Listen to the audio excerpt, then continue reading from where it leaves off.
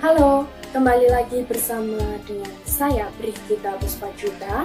Sebelumnya saya ucapkan terima kasih terlebih dahulu kepada teman-teman karena sudah sampai pada tahap di video bagian kedua ini. Artinya, saya yakin kalian pasti masih semangat untuk mengikuti pembelajaran seni budaya. Nah, bagi teman-teman yang mungkin ketinggalan atau belum menonton full video bagian pertama, saya harapkan ditonton terlebih dahulu dari awal hingga akhir supaya tidak ada informasi yang tertinggal. Oke, kita akan lanjutkan ya. Di sini langsung kepada contoh mocopat. Ada contoh dengan judul Wiosan Sabdo.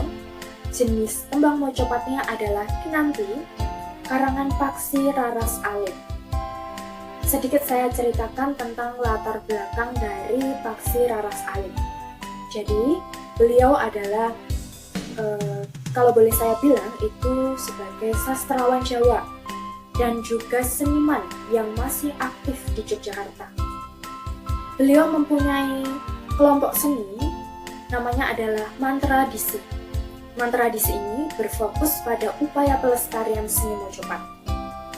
Tetapi, yang membedakan antara kelompok ini dengan kelompok seni yang lain adalah mereka telah memberikan inovasi atau melakukan inovasi terhadap seni mocopat dengan cara menggabungkan antara seni tradisi dan seni modern. Seni tradisinya itu berasal dari seni mocopatnya itu tadi yang sudah kita bahas di awal, di mana mereka masih mempertahankan pakem-pakem yang ada di seni mocopat seperti guru godro, guru wilangan, guru lagu itu sangat masih dipertahankan oleh mereka dalam pembuatannya. Sementara seni modernnya itu bisa dijumpai di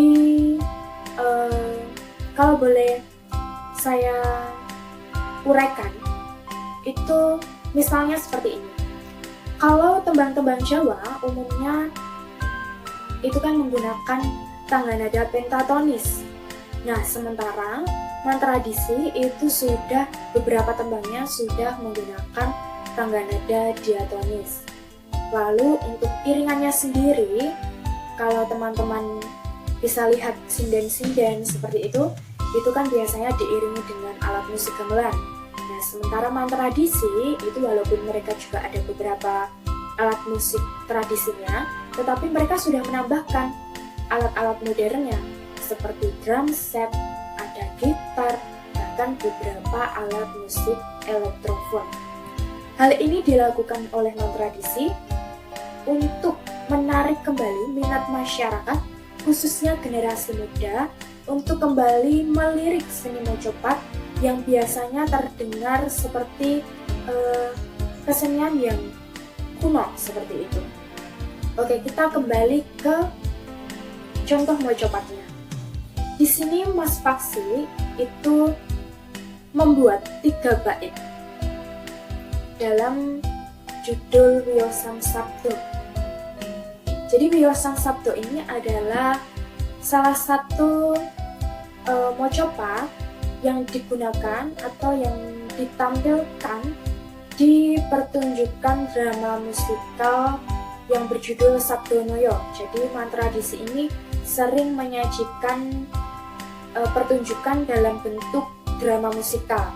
Nah, Wiosan Sabdo ini adalah salah satu tembangnya dari ke-10 tembang yang ada di pertunjukan drama musikal Sabdonoyo, yaitu tembang atau lagu yang kedua. Kita baca bersama-sama ya. Bait pertama. Sabdo siro sabdo ingsun, sabdo pandito sejati. Suko ingsun, suko siro. Duko siro, duko jani. Tuwuh layoning bawono. Siro lan ingsun nyawiji. Di bawahnya ada terjemahan bahasa Indonesianya. Sabdamu adalah sabdaku, sabda pandita yang sejati. Sukaku adalah sukamu, dukamu adalah duka manusia. Tumbuh, dan hancurnya dunia, aku dan kamu menyatu. Bait yang kedua, petak cemeng iku rujuk, mufakat rasa lan pikir, Atman lan Brahman satunggal, manunggal kawula Gusti. Suwung lan isi tan beda, raga jiwa saras siris. Terjemahan Indonesianya, hitam dan putih itu satu, rasa dan pikir seimbang, Atman dan Brahman menyatu, manunggal kawula Gusti. Kosong dan isi tiada beda, jiwa raga selaras. Bait ketiga, laku ningsun anungkung, wulang wuruk hanuturung, abdi ratu nuswantara, kadyanggo juru pepeling, solah bawa pramanungsa, amrih rahajeng nagari. Terjemahan bahasa Indonesianya, takdirku menuntun, mengajarkan dan memberi teladan kepada para raja Nusantara sebagai penasehat dan pengingat tingkah laku manusia agar negara makmur. Nah, kita menuju ke maknanya. Jadi sebenarnya apa sih yang ingin Mas Paksi sampaikan? Jadi seperti judul dari pertunjukannya, yaitu adalah Sabdo Noyo. Sebenarnya Mas Paksi ini mengangkat tema tentang tokoh Sabdo Palon Noyo Genggong, yang merupakan tokoh yang mempunyai peran di akhir kerajaan Majapahit sebagai abdi kinasih dari Prabu Brawijaya kelima. Prabu Brawijaya kelima ini adalah raja terakhir dari kerajaan Majapahit. Nah, abdi kinasih di sini bisa dikatakan juga sebagai pamong. Tugasnya itu menjaga dan memberi nasihat kepada tuannya atau rajanya. Tentu karena tokoh ini adalah pamong dan pemberi nasihat, tentunya dia mempunyai watak yang bijaksana. Nah, ada beberapa pendapat atau versi. Ada yang mengatakan bahwa Sabdo Palon Noyo Genggong ini sebagai satu tokoh, tetapi ada juga yang mengatakan bahwa mereka sebenarnya dua tokoh. Yang pertama Sabdo Palon, yang kedua adalah Noyo Genggong. Kalau dalam pewayangan itu Sabdo Palon Noyo Genggong direpresentasikan sebagai tokoh Semar. Nah, oleh Mas Paksi sendiri itu direpresentasikan sebagai dua sosok namun menyatu atau wujud keseimbangan hidup seperti baik dan buruk, hitam dan putih, yang dalam filosofi Tionghoa itu kita kenal ada istilah yin dan yang. Yang bisa diartikan secara sederhana adalah dua hal yang berlawanan tetapi aslinya mereka saling membangun. Oke, kita masuk ke pembahasan tentang metrum. Metrum dari contoh mojopat milik Paksi Raras Alit. Jadi apakah benar bahwa yang dikarang atau dibuat oleh Mas Paksi ini adalah benar jenis tembang kinanti? Kita akan buktikan. Di sini saya ambil bait pertamanya saja. Jadi kinanti itu metrumnya mempunyai 6 dalam kurung 8U, 8I, 8A, 8I, 8A, dan 8I. Guru Gotro itu adalah angka 6-nya yang di depan. Yang artinya apa? Terdapat 6 lari atau baris di setiap bait tembang mojopat kinanti. Bisa dihitung ya. Sabdo siro sabdo ingsun, sabdo pandito sejati, suko ingsun suko siro, duko siro duko jani, tuwuh layon bawono, siro lan ingsun nyawiji. Betul ya? Berarti ada 6 sesuai dengan metrum Guru Gotro dari jenis mojopat kinanti. Lalu untuk guru wilangannya itu adalah angka 8. Itu sesuai dengan urutannya ya. Jadi baris pertama itu 8, baris kedua itu ada 8, baris ketiga 8 dan seterusnya. Ini kebetulan untuk jenis mojopat kinanti itu memiliki guru wilangan yang sama semua, yaitu 8. Contohnya adalah kalau kalian masih mengingat tentang guru wilangan itu adalah jumlah suku kata dalam setiap baitnya. Jadi di setiap bait harusnya bait pertama itu ada 8, di bait kedua juga ada 8, di bait ketiga 8, dan seterusnya. Mari kita hitung coba. Baris pertama, sabdo siro sabdo ingsun, 8 ya. Lalu baris kedua, sabdo pandito sejati, 8 juga. Berarti betul ya. Lalu untuk ke bawahnya silahkan boleh kalian hitung sendiri. Lalu guru lagu yang terakhir, urutannya adalah U, I, A, I, A, I. Yang artinya apa? Huruf-huruf itu menunjuk huruf vokal di akhir suku kata setiap barisnya. Jadi baris pertama itu ingsun, diakhiri dengan huruf vokal U. Berarti betul ya? Untuk bait pertama memang seharusnya U. Lalu baris kedua seharusnya I. Nah, kita lihat sabdo pandito sejati. Betul ya? Sejati, vokal terakhir adalah huruf I, dan seterusnya. Saya harap sampai di sini kalian sudah paham. Jadi kita akan lanjutkan terlebih dahulu. Di sini ada teks lagu atau partitur lagu. Jadi seperti yang sudah saya bilang tadi bahwa mantra disi ini sudah menggunakan, di beberapa tembangnya sudah menggunakan tangga nada diatonis. Jadi kalau di pentatonis Jawa itu kan biasanya penyebutannya adalah cirolo seperti itu.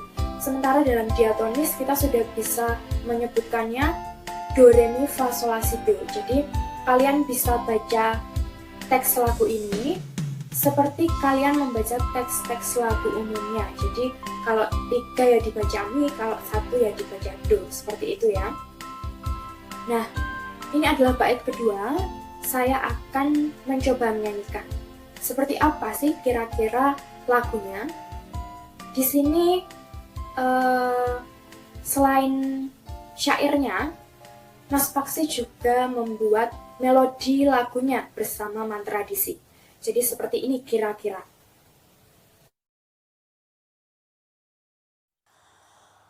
Budak cemong iku rujuk mufakat rasa lan pikir atman lan brahman satunggal manunggal kawula Gusti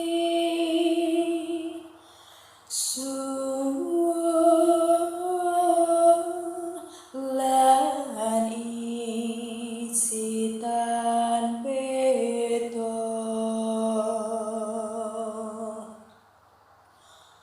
raga jiwa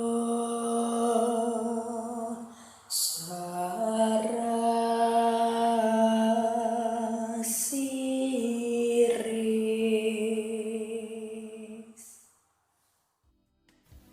Oke, kira-kira seperti itu tadi lagu atau tembang Wiosan Sabdo bait keduanya. Selanjutnya saya akan memperkenalkan channel YouTube Mantra Disi. Jadi untuk yang penasaran, daripada membayangkan seperti apa sih sebenarnya inovasi yang dilakukan oleh kelompok Mantra Disi untuk seni Mojokerto ini, silahkan kalian cek langsung di YouTube channel mereka, yaitu Mantra Disi Indonesia. Di sana ada beberapa karya mereka yang saya yakin ketika nanti kalian sudah menonton, kalian akan mendapatkan pengalaman baru, karena tentunya sajian yang ditampilkan oleh Mantra Disi itu bisa terbilang unik dan mungkin masih jarang dijumpai di masyarakat, gitu ya.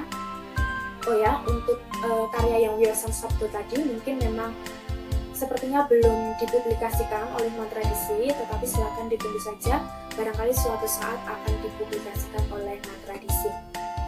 Oke, saya rasa cukup untuk materi pembelajaran hari ini. Terima kasih karena kalian sudah setia menonton video baik di bagian pertama maupun bagian kedua dari awal hingga akhir. Semoga ilmu yang saya sampaikan, materi yang saya sampaikan dapat bermanfaat dan menambah wawasan kalian. Lalu selanjutnya untuk terakhir saya akan menyampaikan tugasnya. Jadi tugasnya adalah buatlah lirik tembang mojopat 1 bait saja, tidak perlu banyak-banyak, dengan jenis tembang sesuai dengan contoh mojopat yang sudah kita bahas tadi, yaitu kinanti. Untuk metrumnya silahkan dicek kembali di video ini, metrumnya seperti apa supaya nanti tidak salah. Lalu untuk ketentuannya silahkan membuat, karena mojopat merupakan puisi Jawa, jadi tentu gunakanlah bahasa Jawa. Tetapi saya tidak mengharuskan kalian untuk menggunakan bahasa Jawa kromo atau bahasa Jawa yang halus, yang harus puitis seperti itu, tidak diharuskan seperti itu, meskipun memang akan lebih baik seperti itu. Tetapi itu hanya sesuai kesanggupan kalian saja. Kalau kalian sanggup silahkan, saya persilahkan, monggo. Tetapi kalaupun tidak bisa, jangan dipaksakan, gunakan saja bahasa Jawa sehari-hari, boleh menggunakan bahasa Jawa Ngoko. Asalkan perhatikan betul bahwa bahasa yang kalian gunakan itu bukan bahasa kasar atau bahasa umpatan. Jadi tetap harus pergunakan bahasa yang baik dan sopan, meskipun bahasa yang digunakan adalah bahasa Ngoko. Seperti itu saja ya. Oh ya, untuk deadline silahkan dikumpulkan maksimal 5 hari setelah kalian mendapatkan materi pembelajaran ini.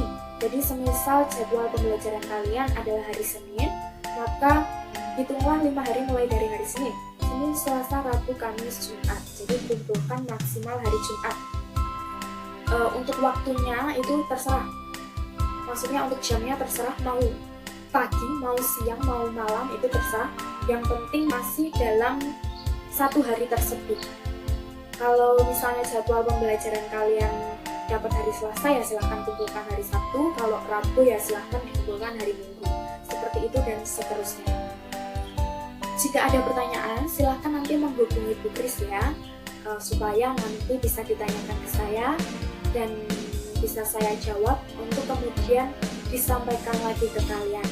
Begitu saja. Terima kasih karena kalian sudah mengikuti pembelajaran ini dari awal hingga akhir.